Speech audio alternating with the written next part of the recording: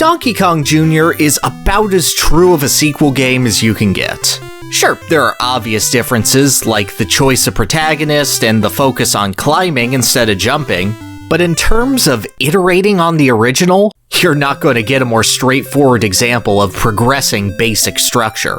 You got your first stage with one major obstacle type that spawns at a steady rate from a fixed point, and go down random vertical passages, ladders or vines, that you eventually have to maneuver on yourself.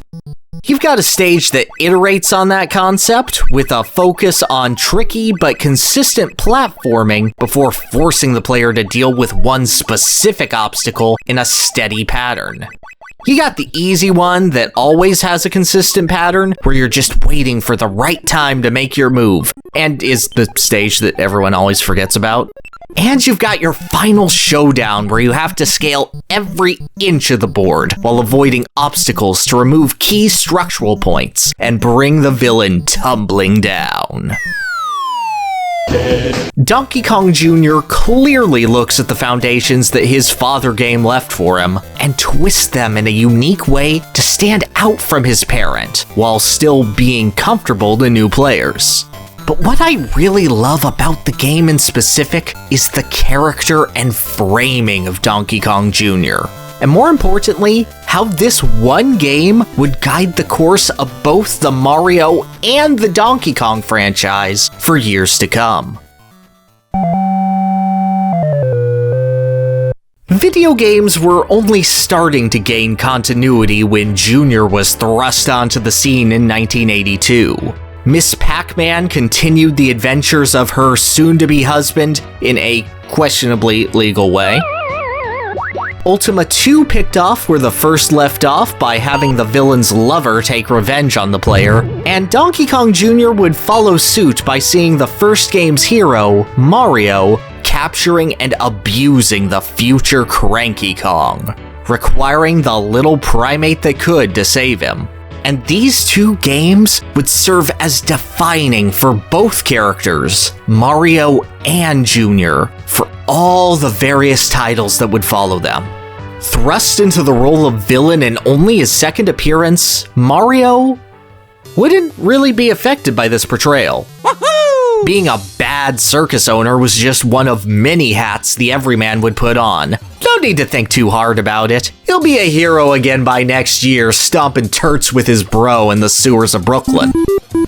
Mario was a lot more defined by the original Donkey Kong, an everyday hero who could do extraordinary feats of athleticism when push comes to shove. Mario is defined by his movement, his levels, his willingness to go out of the way and save others. Yes! He is an actively empowering hero, both for his own stature and the players who follow him. A character who, first and foremost, is designed to feel good to play and master. The trappings that surround the plumber are nice, but are ultimately supplementary in defining who Mario is. Even in his games that do have great writing and theming, the actual world building and development happens around Mario.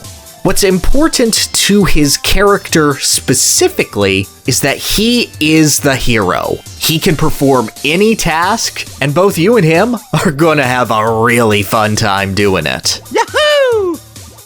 But Jr. goes in a totally different direction, with only perhaps Donkey Kong Country itself being more important in establishing the tone and identity of the Donkey Kong series. Climbing up ropes and having solid platforming means a lot to Donkey Kong, but the series' set dressing matters even more. Donkey Kong Jr. is, first and foremost, a protector. Not a hero looking for glory or to save the day and rescue the damsel, but fighting because his family and home are in danger from an invading force. He charges from the depths of his jungle abode into the mechanized lair of the villain that stole everything from him, endangering his peaceful way of life. And he's always got some cheek and charm when it comes to finally felling that big bad.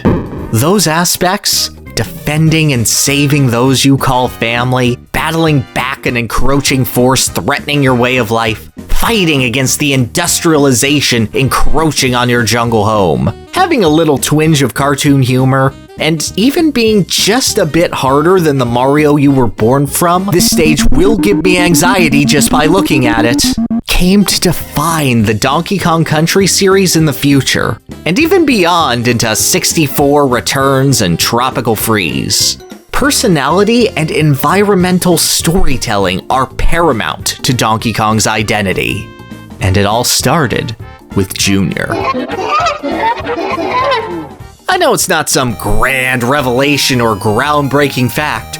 Ooh, look, the old arcade games did basic storytelling. Wow, incredible! But I find it so interesting that two games cut from the same cloth, built up from the same technology, could end up creating series that spun in such wildly different directions when it came to presentation.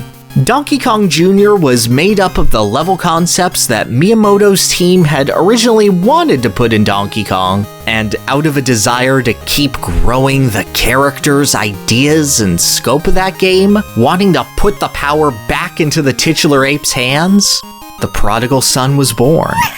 While Mario emerged from the primordial soup of early gaming to achieve mechanical perfection and freedom, Donkey Kong Jr. was made to evolve, to paint a more vivid picture, and to emote. And I think the little guy deserves a lot more credit.